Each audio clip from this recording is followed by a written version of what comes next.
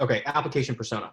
The application persona is, think of it like a catchphrase of your application. It's how I would summarize your application after I'm reading it. So if I'm an admissions officer and I have to read, say, 500 applications, which would not be uncommon, how do I remember your application? The key is to have a theme, right? A theme that you're driving towards in the application, so that when I'm done reading it, I remember you as like the environmentalist, the education policy person, hopefully not like the future corporate law hack, something, the future legal academic would be like that'd be fine as well. But it's incredibly valuable for a couple of reasons. One is that it makes you a lot more memorable. So you're easier to sort of pull your application from the stack. Second is it makes you a lot more persuasive. If the application is a roughly 10-page argument for why you should be admitted, then an application persona is like your one glaring argument, like this is why I should be admitted.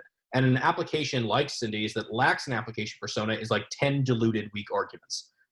And one really good argument, much better than 10 really weak arguments. So that's another component. The application persona should be centered around whatever passion or interest or experiences you've had that will sort of, it's kind of your diversity variable. It's sort of like, this is what will allow me to contribute uniquely. So for a student like Jane, it's environmental law. Some students, it's like education policy, international law, et cetera, et cetera.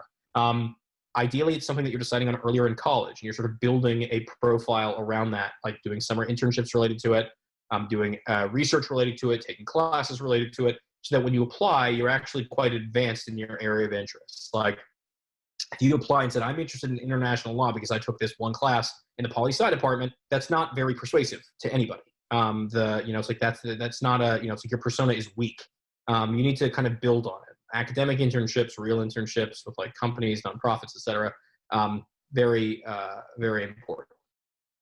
Thanks for tuning into the show. Please subscribe if you haven't done so already to be notified of new episodes as I release them.